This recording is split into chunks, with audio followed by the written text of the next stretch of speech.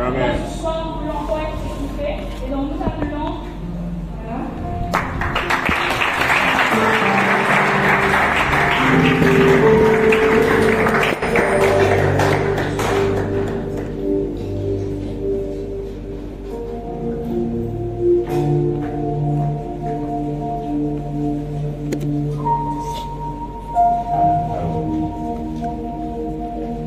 Bonsoir à toutes et à tous. Merci à Fabiola de tous ces rappels. Nous sommes effectivement en masterclass. Et c'est vrai que c'est quand le pasteur a dit que parfois on paye pour écouter ces choses, je me suis demandé, mais est-ce que j'aurais pas dû faire payer cette affaire-là? Non, je blague. Alors aujourd'hui, nous allons continuer avec notre aventure. Merci aux gens. Merci pour votre travail et votre endurance durant tout ce mois. Nous allons continuer alors.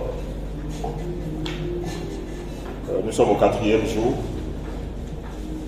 Je ne sais pas si la régie est prête déjà à nous donner au moins le grand intitulé pour ceux qui nous rejoignent. Aujourd'hui seulement, libérés pour entreprendre. Et pour cette grande thématique, nous nous basons sur la vie et le parcours de deux hommes d'affaires à succès que sont Isaac et Jacob. Alors on s'est dit beaucoup de choses et aujourd'hui je ne ferai pas beaucoup de rappels parce qu'il y a des choses à se dire. Mais est-ce que vous pouvez faire la deuxième slide, montrer la deuxième slide? En fait, normalement, oui, la deuxième seulement. Revenez à la deuxième.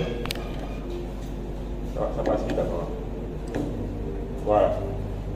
Je ne sais pas si vous remarquez, mais sur ici, ce que j'avais prévu de traiter, là,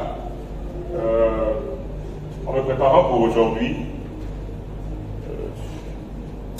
j'aime pas ce point, c'est pas que j'aime pas, mais souvent je suis un peu réticent à dire que Dieu m'a orienté, mais c'est vrai que c'est ce qui s'est passé. À abandonner ce point, mais à vraiment insister sur le point de la maîtrise de notre domaine d'affaires.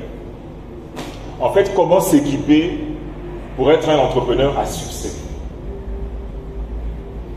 Et c'est donc aujourd'hui une sorte de deuxième partie, voilà pourquoi j'ai intitulé ici maîtrise de notre domaine d'affaires partout, partie 2, voilà, qui va désormais devenir la première partie qu'on verra aujourd'hui. Et ensuite, on verra le redressement de la culture entrepreneuriale. Et pour le faire avec Jacob, Dieu a dû lui déboîter la hanche. Ensuite, rechercher la face de Dieu, appliquer Josué 1:8 et enfin entendre la voix de Dieu et recevoir sa pleine bénédiction. Alors, par rapport au premier point, donc on peut déjà basculer sur la slide suivante. La maîtrise de notre domaine d'affaires, la mise à jour permanente de nos compétences. Nous avons vu hier comment l'expertise agro-pastorale pointue de Jacob a fait en sorte qu'il devienne plus riche que son patron, plus riche que son père, Isaac, et beaucoup plus riche que son grand-père, Abraham. Selon les textes hébreux, alors que Isaac était devenu Meod Gadol, donc fort riche, Jacob, en 6 ans, est devenu Meod Gadol, donc riche au carré. C'est pour ça que les anglophones qui ont essayé de bien retraduire ça, on dit exceedingly rich, donc riche à l'excès. Nous avons aussi entendu le témoignage de Maître Florent sur l'importance de la compétence. Il a d'ailleurs conduit à devenir un cabinet huissier de référence au Gabon et à être un expert africain dans son domaine. Et je pense que je veux vraiment encourager les jeunes ce soir, vous qui commencez à peine un emploi ou vous qui sortez à peine de la faculté ou de l'école, à vous armer de ce genre de pensée-là. La pensée de devenir très compétent. Très très compétent. Parce qu'il nous appartient à notre génération aussi de reconquérir le monde des affaires. Et je peux vous assurer que pour reconquérir le monde des affaires, pour déloger les firmes les grandes structures internationales, les cabinets internationaux, les entreprises internationales, il faudra vraiment s'équiper. C'est pour ça que je dis que n'arrêtez pas, vous les jeunes, de vous former. Aujourd'hui, toutes les conditions sont réunies pour briller dans les affaires. Vous avez des formations en ligne qui font que vous n'avez même plus besoin d'aller dans les classes, dans toutes sortes de domaines de compétences. Vous avez aussi des logiciels et vous avez les possibilités qu'offre le numérique. Depuis 1 ou 2 ans, il y a désormais, et je m'adresse d'abord surtout aux jeunes, au lieu de rester tout le temps sur WhatsApp et sur Facebook à se raconter des choses qui ne vont rien changer à vos vies et au pays, Facebook a désormais la possibilité, ça c'est depuis longtemps, vous avez la possibilité d'avoir un compte professionnel de votre boîte sur Facebook, ça c'est un. Mais Zuckerberg nous a facilité la tâche parce que désormais, il a racheté WhatsApp. D'accord? Et il y a aussi WhatsApp Business qui a été ouvert. Combien de personnes ici ont WhatsApp Business? C'est déjà pas mal.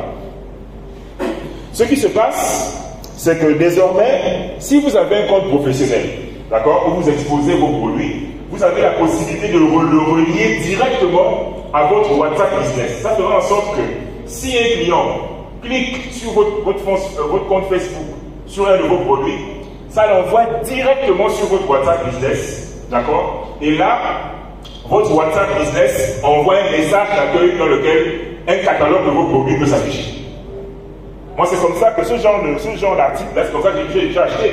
Je vais sur Facebook, tu vois que, oh, mais apparemment, on vend de beaux habits ici.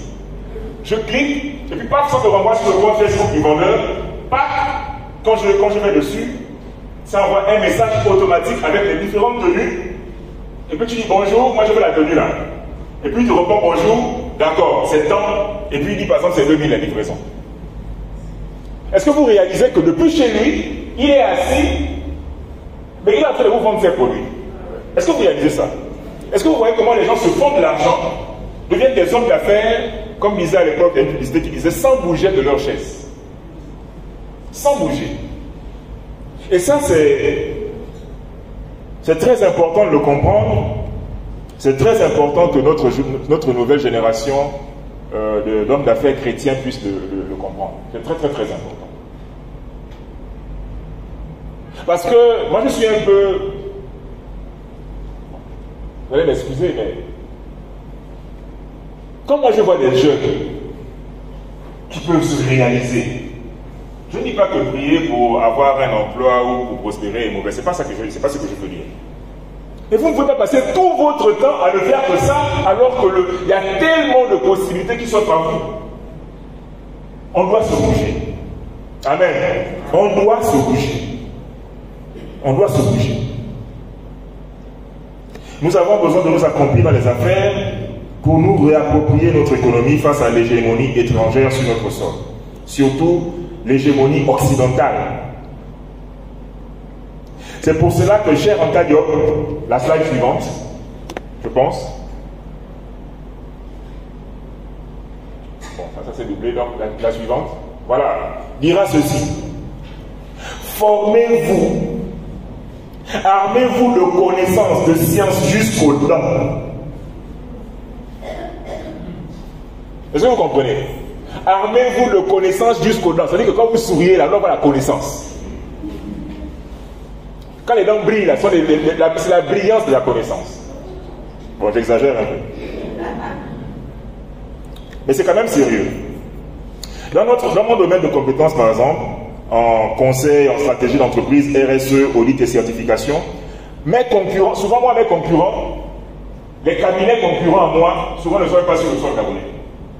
Ce sont les cabinets français et les cabinets maghrébins, donc notamment les Marocains et les Tunisiens.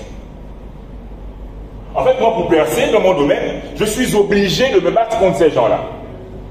De me battre contre leurs compétences. Est-ce que vous voyez? Et donc, je suis obligé d'élever le niveau.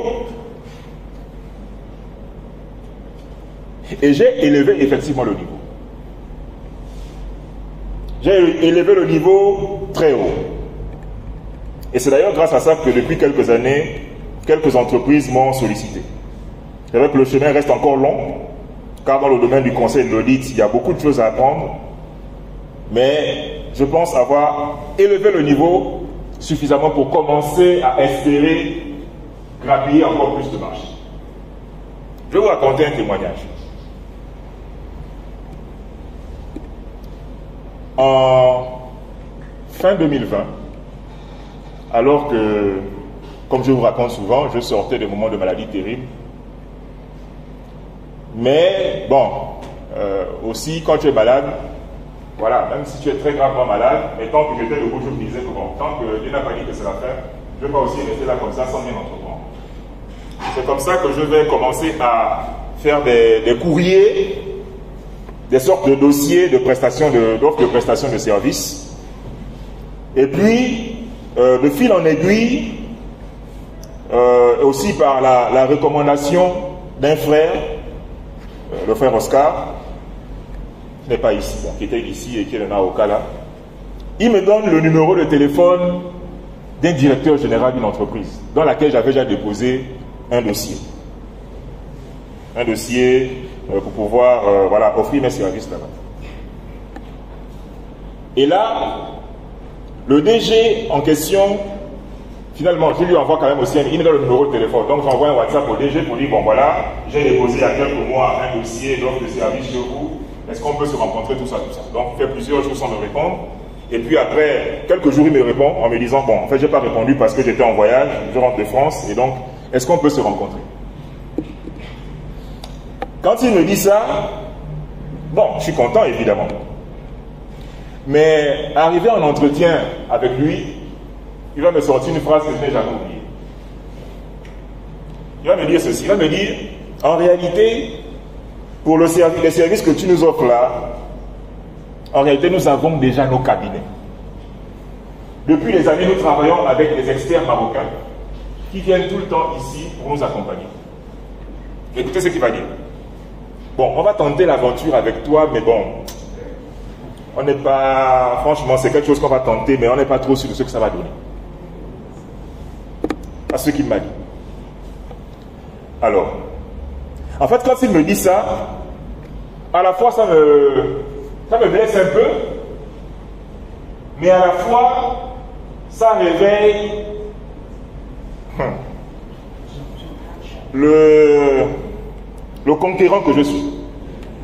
En fait, ce qu'il ne savait pas lui, au moment où il me parle comme ça, malgré mon apparence, parce que quand je vais effectivement chez lui, les costumes que vous me voyez porter, je n'ai pas changé de costume peut-être depuis 5 ans. Mais les costumes que je porte, je suis dedans comme dans un pyjama, c'est-à-dire que je flotte parce que j'avais vraiment maigri, donc je suis... quand je fais comme ça, ça tremble comme ça, quand je fais comme ça, quand je bouge comme ça, le pantalon fait comme... vous voyez à l'époque les haricots là, ça bouge, ça bouge. Et donc, je disais, quand il me dit ça, ça réveille le conquérant qui est en moi parce que ce que lui ne sait pas quand il me parle comme ça, c'est que j'avais déjà prévu qu'on me parle comme ça. Et c'est pour ça qu'un an plus tôt, j'avais été informé d'une formation faite par AFNOR en France, qui coûtait 2500 € la formation. Donc, 1 700 000 et quelques, 1 750 000 à peu près. Et donc, par la grâce de Dieu, j'obtiens cet argent, je paye la formation, je paye le billet, je dois m'équiper pour les frais d'hôtellerie, tout ça, et je voyage. Donc, je dépense à peu près 3 millions pour aller accueillir cette formation-là. J'arrive en France, déjà avant de venir, sur le site, c'était déjà écrit que quand vous venez là, la norme sur laquelle vous voulez vous former, vous devez l'avoir lu au moins 3 fois. Bon, moi je pense un peu à la légère, je lis la norme peut-être 2 fois, mais vraiment, je n'insiste pas trop. Mes frères, quand j'arrive en France là-bas, c'est une autre dimension. Quand les collègues, on était en tout une promotion de 7 personnes, des Français, le seul noir, bon, enfin le seul africain, d'ailleurs gabonais, j'étais même content parce que le seul africain était gabonais, c'était moi. Mais quand tu écoutes les autres parler, tu sens que le niveau est haut. Je commence à me dire, hey, Seigneur, là, et l'argent à l'eau, et 3 millions. Et donc, on fait la formation et au bout du 5e jour, on devait avoir un examen de certification. En fait, cet examen-là, vous deveniez auditeur certifié international sur la norme en question. On passe l'examen sur 7, il n'y a qu'un seul admis. Et ce seul admis, ce n'est pas moi. C'est un Français, Bruno, qui était déjà expert dans une autre norme à peu près similaire. Les autres aussi qui faisaient le bruit là, tous échouaient comme moi. Donc quand je réalise que j'ai dépensé beaucoup d'argent et quand je réalise que l'avenir de mon cabinet est en jeu, je me dis ça ne peut pas terminer comme ça. Alors, il y avait la possibilité de venir repasser l'examen quelques mois plus tard. Ça veut donc dire billet d'avion encore.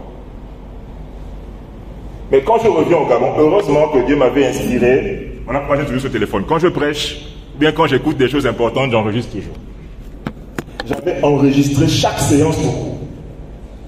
Chaque séance, j'avais enregistré. Et donc, quand je rentre au Gabon, mes frères, quand je suis dans ma voiture, ça veut dire que quelle soit la distance que je fais, quand je dépose les enfants à l'école, je dépose madame au travail, c'est seulement les cours là qui sont en train de passer. C'est seulement les cours qui passent, qui repassent, qui passent, qui repassent, qui passent, qui repassent. Il n'y a même plus de louange dans la voiture. C'est maintenant juste les cours là, qui passent, qui repassent, qui passent, qui repassent, qui passent, qui repassent. La norme que je lis, que je relis, que je lis, que je relis, que je lis, que je relis. Quelques mois plus tard, il faut repartir en France. Et quand je repars en France, je me rends compte que des 7 qu'on était, puisqu'on était 6 échoués, il n'y a qu'un seul parmi les 5 autres qui a eu le courage de venir repasser l'examen avec moi. Tous les autres ont abandonné. Quand il faisait beaucoup de bruit en classe, vous m'en disiez des choses pertinentes, je me disais, mais je suis venu boire ici. Mais ce jour-là, quand on revient passer l'examen, il n'y a plus personne, si ce n'est un autre de nos collègues. Alors, on passe l'examen, et quand les résultats sortent, je suis le seul admis. Et le deuxième parlait beaucoup. On est en 2019. Il parlait beaucoup, a échoué. Et quand on échoue 2 fois, ça veut dire que tu ne pourras plus jamais passer cet examen-là. C'est fini. Du moins avec cette boîte-là. Alors, est-ce que vous voyez d'où je viens? C'est-à-dire que c'est dans cet état, c'est quand je reviens de là, que je continue de m'améliorer, de me former, que je fais un entretien et que le monsieur me dit que franchement, on va essayer de tenter avec vous, mais on n'est pas très sûr de ce que ça va donner. Finalement, ils me donnent le marché et ils sont étonnés des résultats parce que je vais élever le niveau très haut. Très très haut. Et donc je fais ce témoignage pour vous encourager. Il faut que nous soyons compétents pour reconquérir l'économie de notre pays. Parce que sinon, on passera juste le temps à venir ici, réclamer les options de promotion, réclamer les ceci, et finir toujours employer des gens. Toujours. Pour ceux qui sont déjà en entreprise ou même à la fonction publique, vos années de travail doivent être des moments d'apprentissage et de renforcement de vos compétences pour pouvoir voler un jour de vos propres ailes. Vous vous rappelez d'hier, non? Jacob travaille pour la banque pendant 14 ans. Et à un moment, il pose sa lettre de démission. Et là, il profite pour renégocier son contrat. D'accord? Et quand on lui donne 6 années de plus en CDD, ses affaires explosent.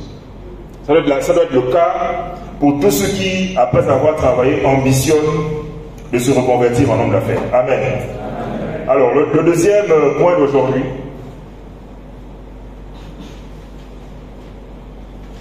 qui va nous prendre un peu plus de temps, c'est ce que j'ai appelé le redressement d'une culture entrepreneuriale potentiellement dommageable.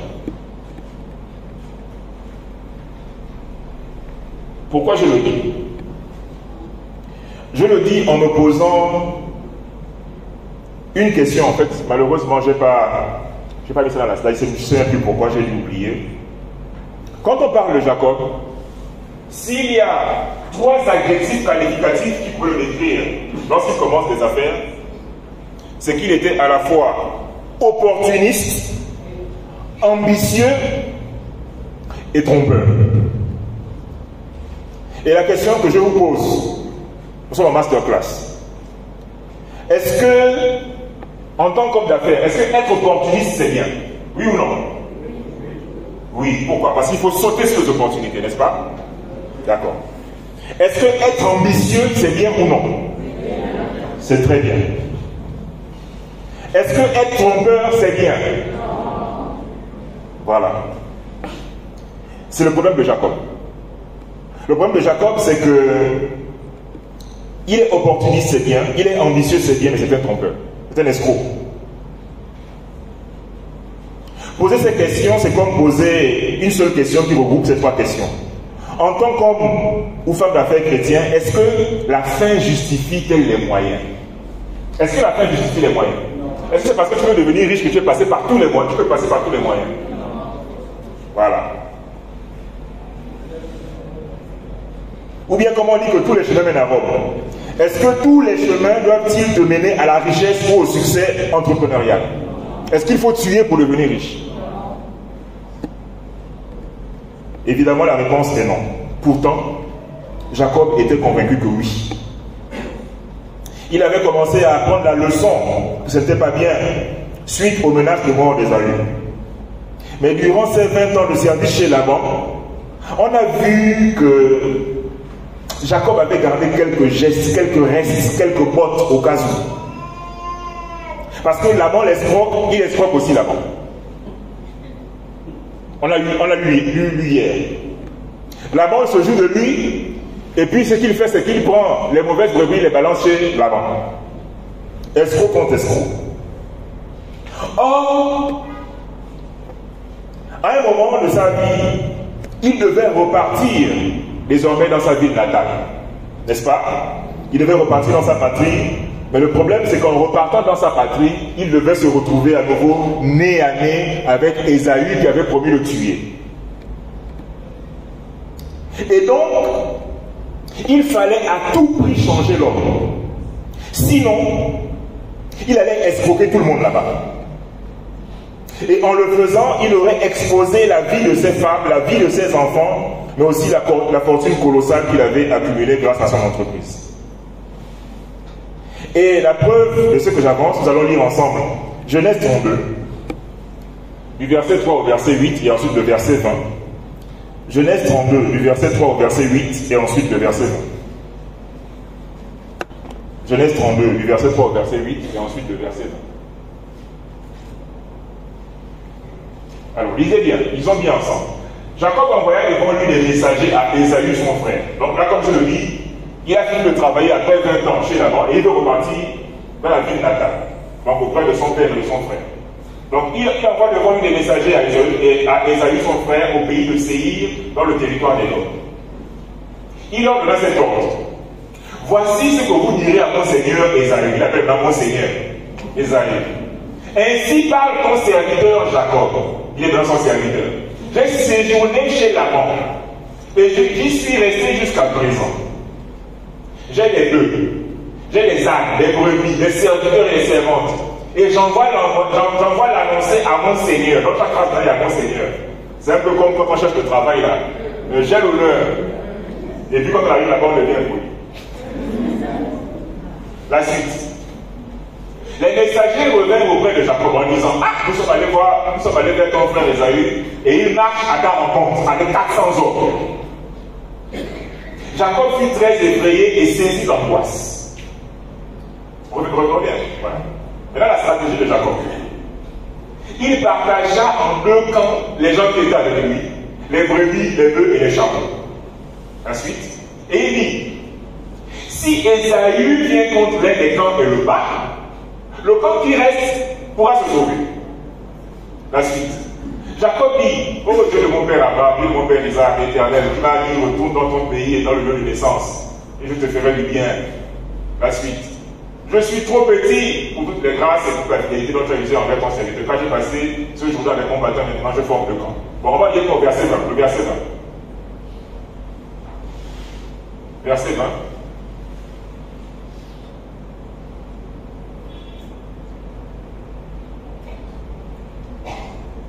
Voilà.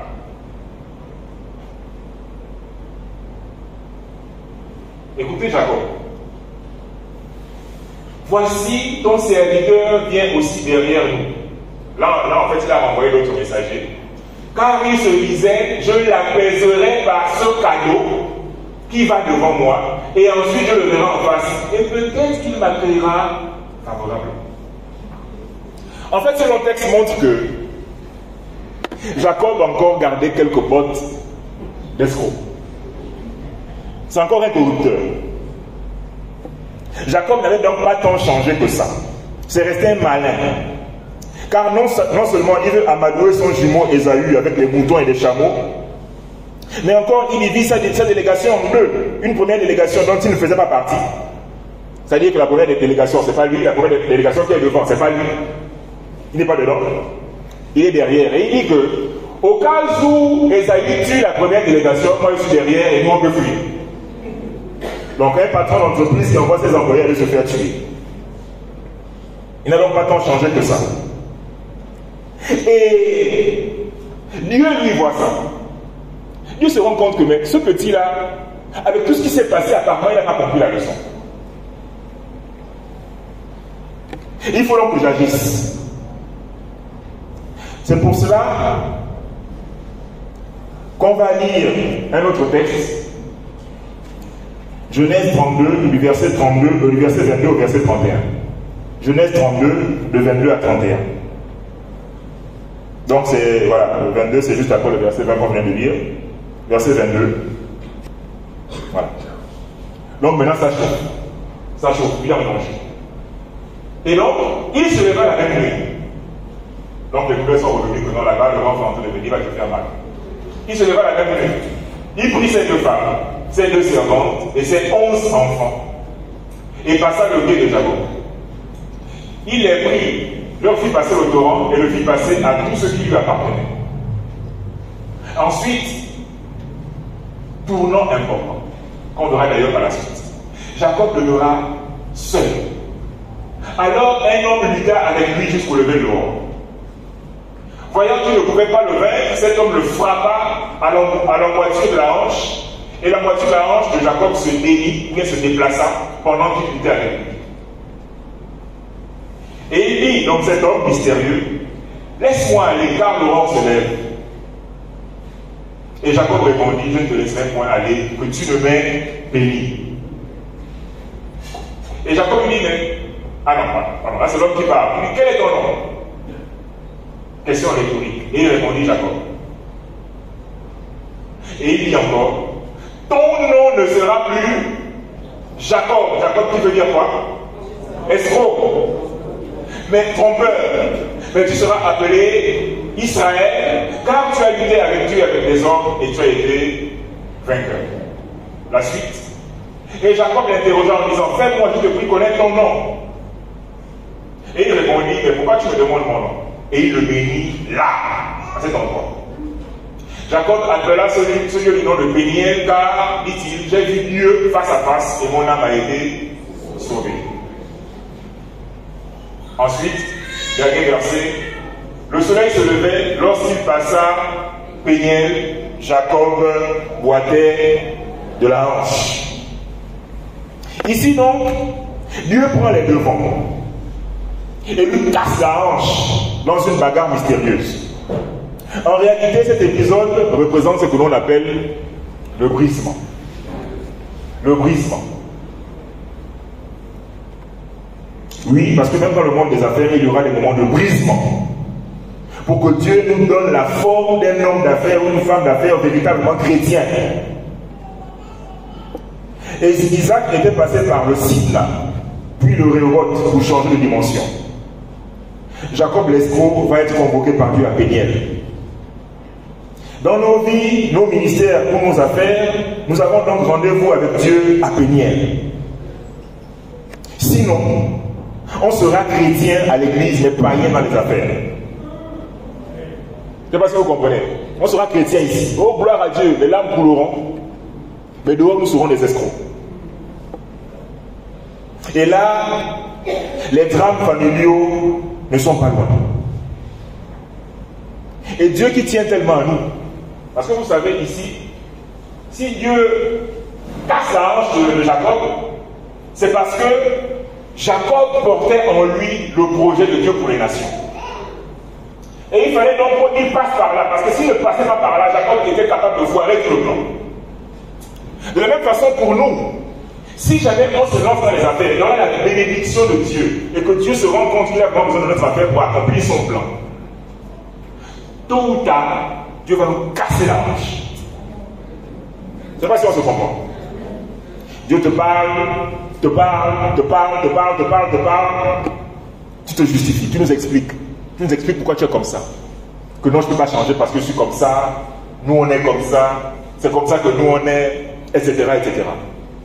Mais Dieu se rend compte que le ministère du petit là, son affaire, si je ne fais pas attention, il va tout bousiller. Alors il te casse la hanche. Il te convoque à Péniel, seul, comme c'est écrit, Jacob demeura seul. Et seul avec toi, il te casse les hanches. Et tu sors de là en boitant. Toi qui marchais fort, fier, voilà maintenant, marchant penché. Parce que parfois Dieu oublie de te changer les marches. Quand tu marches désormais droit. Droit mais penché.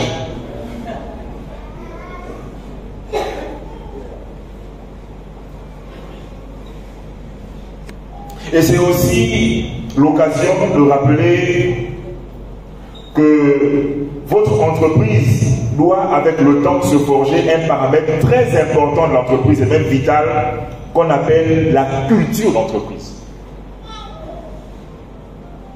Grand, ton truc n'a pas pu s'ouvrir là-bas. Apparemment, hier, tu as fait un procédé pour que ça puisse s'ouvrir parce que là-bas, ils n'ont pas le... C'est bon? Ça a marché? Bon, très bien, ça va s'ouvrir finalement. Parce qu'en fait, là-bas, sur la machine, le PowerPoint n'est pas installé. Donc, il fallait trouver une solution. Ouais. Est-ce qu'on peut projeter ça? Je vais profiter, en fait, de la présentation du maître hier. Et j'ai demandé sa permission avant la séance d'aujourd'hui.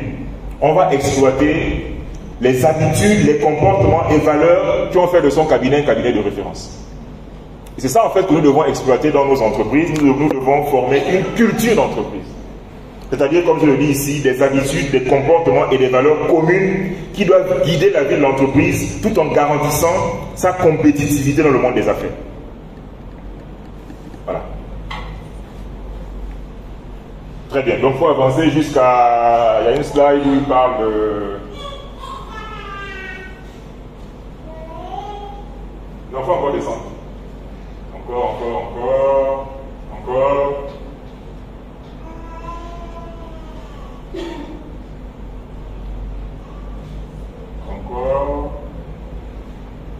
Ah, voilà. Je pense que c'est là. Descends un peu.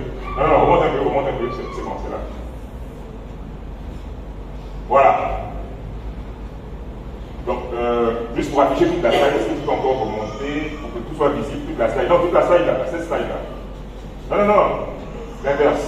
Ah, d'accord, ok. Donc, c'était ça. Au moment de stabiliser le projet, il a parlé de collaborateur dévoué. Le dévouement est une valeur entrepreneuriale importante. Talentueux et compétent. La compétence, bon, ça on ne discute même pas de ça. Non. Tu veux être compétitif, il faut que la compétence soit parmi les valeurs cardinales de l'entreprise. Imaginatif, créatif, innovant. Mais ce qui m'intéresse, je veux commencer, c'est surtout ici. Il dit une équipe en face avec certaines valeurs essentielles comme la ponctualité et le respect des délais. C'est bon, tu as lancé ton entreprise, tu as ouvert un compte Facebook professionnel, que tu as relié à un compte WhatsApp Business, et puis un client t'appelle pour te dire que tu as besoin d'une tenue avant 12 heures, et puis c'est vers 18 heures que tu appelles pour dire bon, c'est bon, le livreur arrive. Il ne reviendra pas chez toi. Valeurs essentielles comme le respect. Respecter les clients. Bon, ça là, il faut vraiment en parler parce qu'au Gabon, on a un véritable problème avec le respect du client. Parfois, on a l'impression que le client c'est notre enfant, qu'on peut talocher, à qui on peut tirer le nez des oreilles. Mais je peux vous dire qu'à l'heure où il faudra bousculer nos concurrents européens et autres, si nos entreprises ne travaillent pas sur le respect du client, c'est pourri. Vous savez, je suis auditeur et consultant dans la norme ISO 9001, qui est la norme la plus répandue. Et en qualité, on dit qu'il y a 7 piliers importants. Le premier, c'est quoi? Pour ceux qui ont fait un peu de qualité. Le premier, c'est quoi? L'écoute client, l'approche client, la satisfaction du client. Le client est roi. Le client n'est pas ton petit frère. Donc la mentalité, excusez-moi s'il y a des vendeuses de pharmacie ici, la mentalité des vendeuses de pharmacie qui insultent les gens, c'est pas bon. Bien la mentalité des caissières de certaines entreprises dont je tais le nom, c'est pas bon non plus. Ensuite, la patience. Être patient.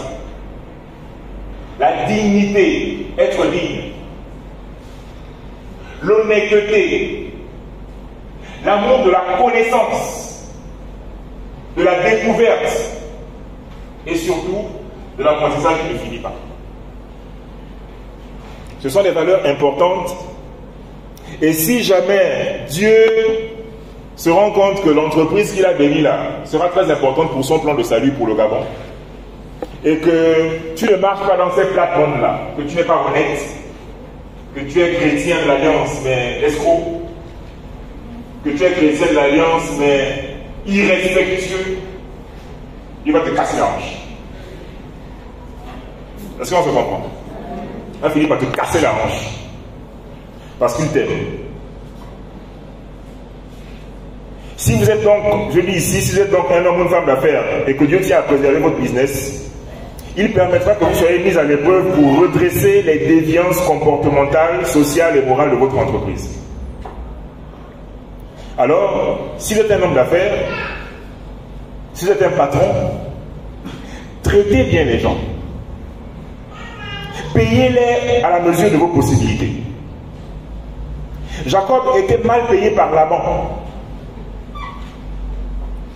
Et quand Jacob fait le voyage inverse pour rentrer chez lui, Dieu se dit que si je ne redresse pas le petit là, puisqu'il a été mal payé, Dieu va mal payer les gens là.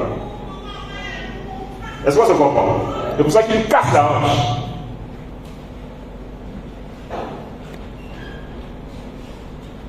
En voulant peut-être gagner, devenir encore un peu plus riche, mais sans trop dépenser, Jacob aurait été tenté de faire comme Laban, mal payer les gens. Et c'est pour ça que, comme je le dis, Dieu lui casse la hanche. Et il cassera aussi ma hanche, ta hanche, s'il tient à tes affaires. C'est vrai que c'est ta saison, c'est ma saison des affaires. Et ça voudra dire que ce sera aussi ta saison de te casser la hanche si tu ne te redresses pas. Tu ne seras plus appelé Jacob, mais Israël, car tu as lutté avec Dieu et tu as prévalu. Tu ne seras plus Jacob, l'escroc, le supplanteur, celui qui veut prospérer en arnaquant, en trompant, mais tu seras Israël, celui qui doit lutter dignement et persévérer pour parvenir à ses fins. Donc devenir riche honnêtement. Ce changement de nom n'était pas un simple changement de nom d'une personne, mais c'était aussi le changement de sa destinée. Mais c'était aussi le changement du nom de son entreprise. C'était aussi le changement de la culture d'entreprise de Jacob. En acceptant de changer de culture entrepreneuriale, on va voir comment ça va finir pour Jacob. On va lire rapidement Genèse 33, du verset 1 au verset 11. Genèse 33, donc la suite du texte qu'on vient de lire, du verset 1 au verset 11.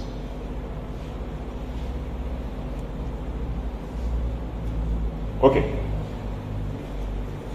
Jacob leva les yeux et regarda. Voici Ésaü arrivé. Donc, le moment tant attendu est arrivé. Donc, Jacob lève les yeux et regarde. Voici Ésaü arrivé avec 400 hommes. Et qu'est-ce qu'il fait? Il répartit les enfants entre Léa, Rachel et les deux servantes. Il plaça en tête, donc en tête de délégation, les servantes avec leurs enfants. Ensuite, Léa avec ses enfants. Et enfin, Rachel avec Joseph. Et il fait mieux. Lui-même passa devant eux. Est-ce que vous voyez? Au départ, il a la délégation qui est derrière. Mais là, c'est vrai qu'il met les servantes et autres devant, mais lui-même passe en tête de délégation. Il a changé. Il se prosterna en terre 7 fois, jusqu'à ce qu'il soit près de son frère. Ésaü courut à sa rencontre. Il l'embrassa, se jeta à son cou et l'embrassa. J'aime pas le terme là, et il pleurait. Les deux ont commencé à pleurer. Esaü lui levant les yeux, il vit les femmes et les enfants, il dit, mais qui sont ceux que tu as là? Et Jacob répondit, ce sont les enfants que Dieu a accordés à ton serviteur. Je ne sais pas si vous avez remarqué un peu. Une slide avant, le verset d'avant. Vous voyez comment désormais Jacob s'appelle? Quand il parle à son grand frère, il appelle mon serviteur, juste mon serviteur. Malgré le fait qu'il avait escroqué son droit d'aînesse. Les servantes s'approchèrent et leurs enfants, et elles se prosternèrent. Ensuite, Léa et ses enfants s'approchèrent aussi et se prosternèrent. Ensuite, Joseph et Rachel s'approchèrent et se prosternèrent. Esaü lui dit, mais à quoi destines-tu tout ce camp que j'ai rencontré là? Et Jacob répondit, à trouver grâce aux yeux de mon Seigneur. Ah, c'est là mon Seigneur. Et Esaü dit ceci, je suis dans l'abondance, mon frère, garde ce qui est à toi. Et d'ailleurs, revenez un peu, reviens. Cette partie-là va nous enseigner demain. Parce qu'on verra demain que c'est une confirmation de ce qu'on a déjà dit. Que ce n'est pas seulement les croyants qui réussissent dans les affaires. Esaü était profane. Quand vous lisez tous les textes, vous allez vous rendre compte que même à un moment, Isaac et Rebecca sont très déçus. Parce qu'il va commencer à aller épouser des femmes partout, où les parents ne voulaient pas. Mais quand Jacob revient 20 ans après, Esaü est quasiment aussi riche que Jacob. Sans la bénédiction. Sans la bénédiction. Mon frère, je suis dans l'abondance, car c'est à toi. Et Esaü et Jacob répondit, non, je te prie, si j'ai trouvé grâce à tes yeux, accepte ma mère, mon cadeau, mon présent, car c'est pour cela que j'ai regardé ta face comme on regarde la face de Dieu. Voyez. Et tu m'as accueilli favorablement. Dernier verset. Accepte donc mon présent qui t'a été offert, puisque Dieu m'a comblé de grâce et que je ne manque de rien. Et il insista auprès de lui et Esaü accepta. Cette fin n'aurait pas été possible si Dieu n'avait pas cassé les hanches de Jacob. Que Dieu nous aide. Troisième partie, la recherche de la face de Dieu pour nos affaires. Et pour ça, on va relire rapidement juste deux versets qu'on avait déjà lus. Genèse 32, de 22 à 24.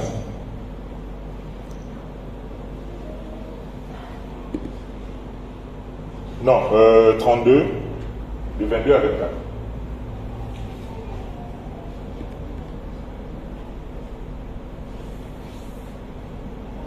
Ok, voilà.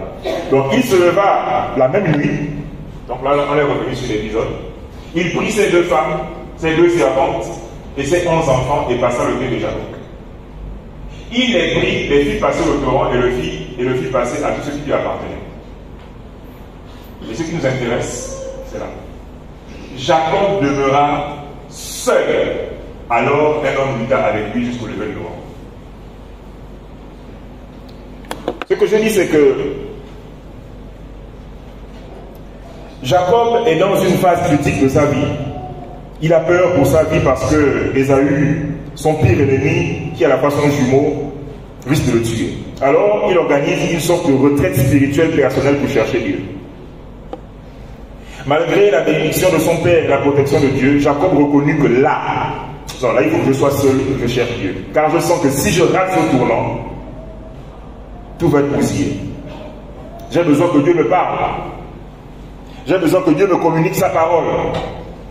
J'ai besoin que Dieu me donne des orientations sur ma façon de gérer ma vie, sur ma façon de gérer mon ministère, sur ma façon de gérer mes affaires. Dieu combat dans les entreprises de ses enfants. C'est pour cela que les changements de cap importants, quand vous voulez ouvrir une entreprise, mais quand vous voulez agrandir votre entreprise, ou bien vous voulez prendre une envergure internationale, il faut absolument, c'est un conseil, organiser une retraite spirituelle. Vous voulez organiser, vous voulez créer une entreprise, faites une retraite. Est-ce qu'on se comprend?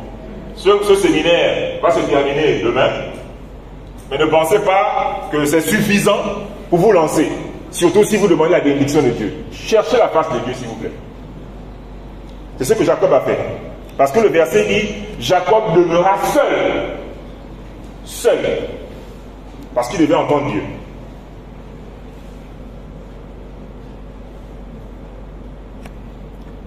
Il vous faut donc une retraite spirituelle. C'est un conseil. Moi, je l'ai fait. On devait être en début 2019. Début 2019. L'âge avançant. Je me prépare depuis des années à servir Dieu. Je me suis converti en 2001.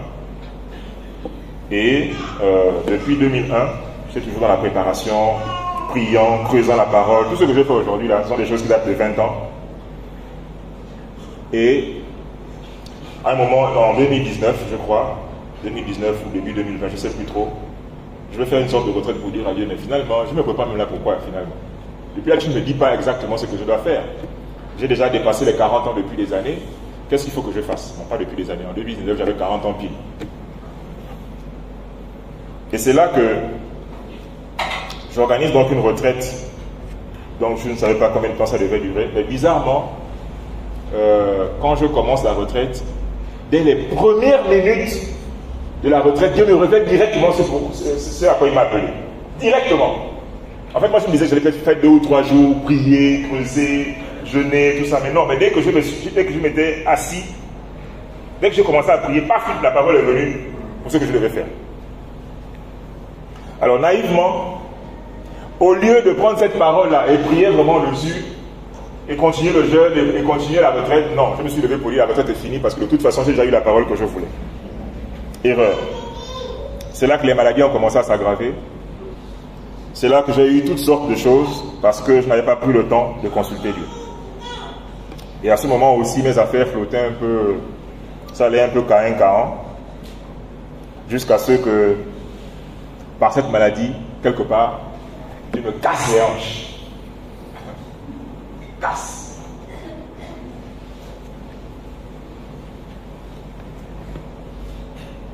L'épisode de...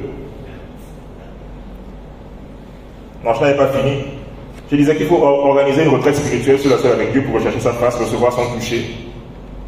Même si parfois ce toucher peut être un brisement douloureux, où Dieu va mettre le doigt sur ce qui doit être changé, ce qui doit être amélioré, sur la plaie là, qui fait mal, il met la main dessus pour que le sang sorte, pour qu'elle guérisse. Parce que parfois il y a des plaies où le puits a déjà commencé à sortir, et donc il faut que la plaie soit renettoyée pour que le sang sorte à nouveau, pour qu'elle soit nettoyée et qu'elle guérisse.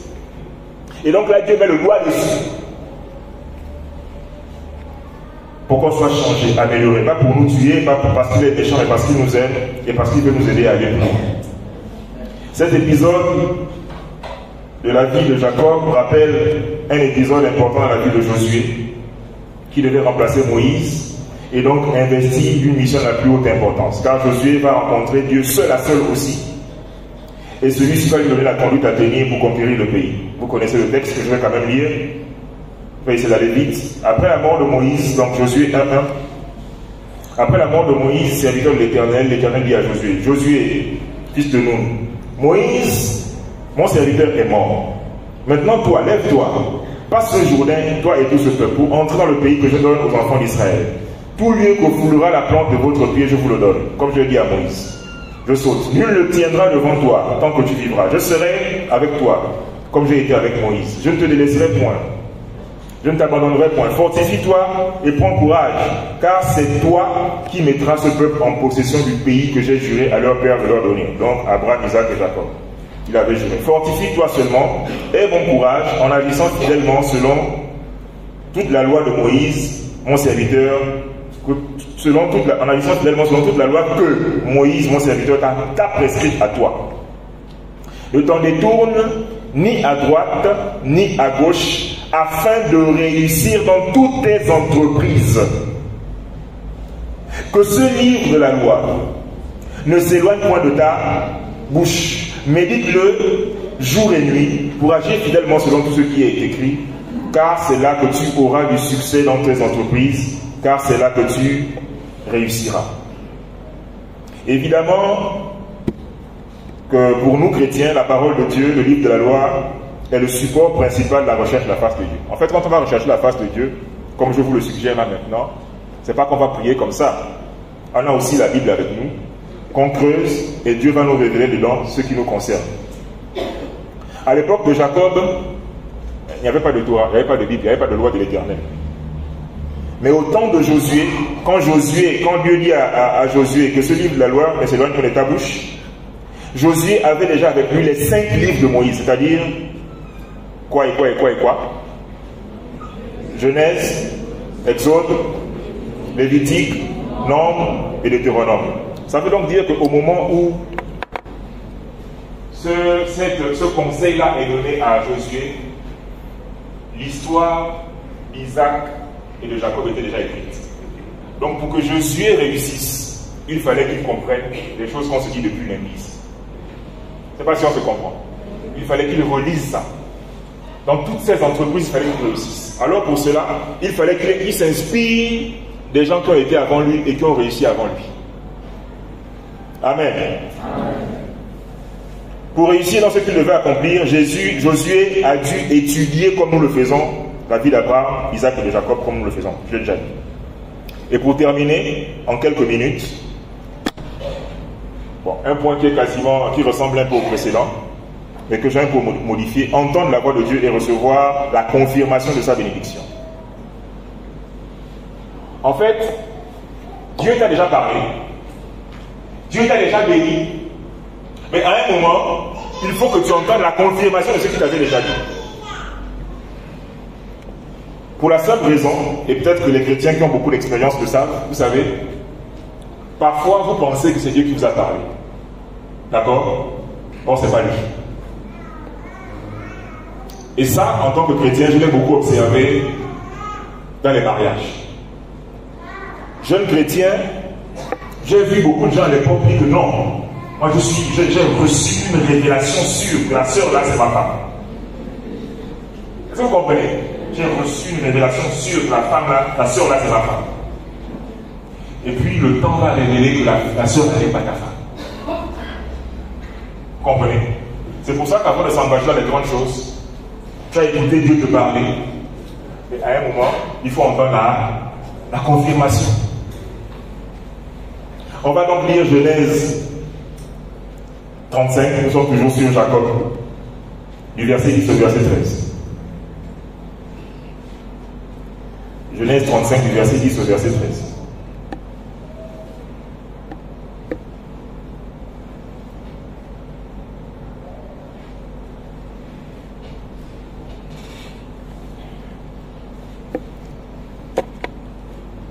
Voilà.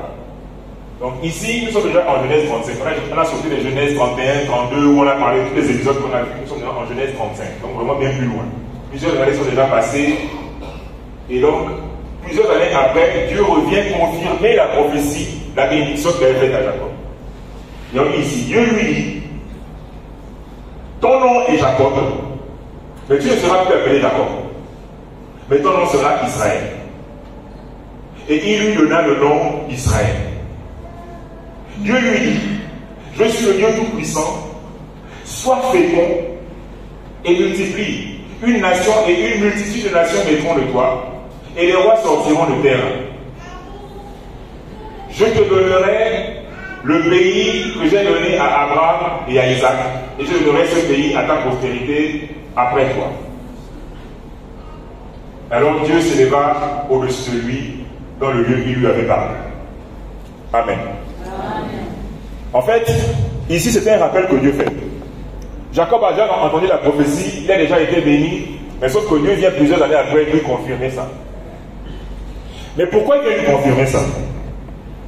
Il vient lui confirmer ça parce que nous sommes en Genèse 35. Et dès Genèse 37, on va commencer à mettre les feux, mettre les projecteurs sur l'un des fils de Jacob, qui s'appelle Joseph. Il était donc important que Dieu rappelle à Jacob que bien qu'il soit revenu sur sa terre natale, attention, sa bénédiction a une vocation internationale. Et cette vocation internationale va se matérialiser dans la vie de Joseph. Abraham fut riche dans sa nouvelle résidence. Isaac fut fort riche à Guérar, puis à Beersheba. Jacob fut fort riche à Paddan Aram, puis à Beersheba. Mais finalement, Joseph, le fils de Jacob, est devenu le chef du gouvernement de la première puissance mondiale de l'époque.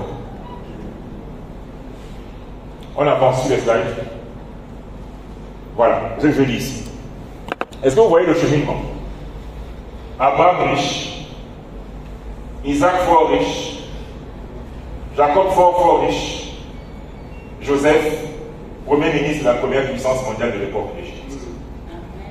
Et c'est pour ça qu'en Genèse 35, Dieu rappelle à Jacob sa vocation internationale. Sa bénédiction ne devait pas seulement tourner au niveau de Padam Aram, de Beersheba. C'est trop petit. Parce que le but c'était les nations. C'est pour ça que en Genèse 35, avant Genèse 37, Dieu rappelle à Abraham que tu vas bénir les nations. Et ça va s'accomplir plus tard dans la vie de son fils, le premier ministre Joseph. Et je voulais profiter, en terminant, vous faire ce petit témoignage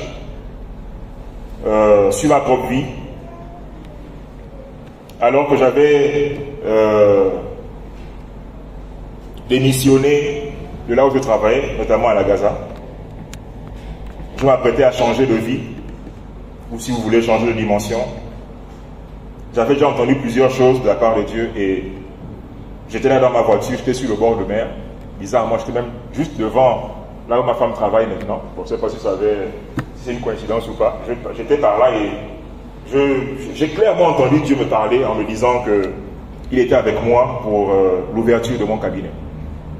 Parce que je sortais d'une période de certitude, ma zone de confort, la Gaza où j'avais un salaire, tout ça, pour une période où les choses devenaient moins sûres. Et c'est là qu'il va me dire que je serai avec toi. Un peu comme il a parlé à tous ces serviteurs de Dieu dans la Bible, et un peu comme certainement il vous a parlé. Je voulais donc par là vous encourager, à vous qui entreprenez déjà, ou à vous qui voulez entreprendre, que Dieu est avec nous dans les affaires. Mais sauf que, 1, il faudra maîtriser encore plus votre domaine de compétences. 2, à un moment, il faudra accepter que Dieu nous casse la hanche. 3, à un moment, il faudra le rechercher seul, dans la prière, dans une retraite spirituelle. Et 4, à un moment, il faudra que vous entendiez la confirmation de ce qu'il vous avait déjà dit avant, de peur de vous éloigner de sa présence et de son plan. Que Dieu vous bénisse. Amen.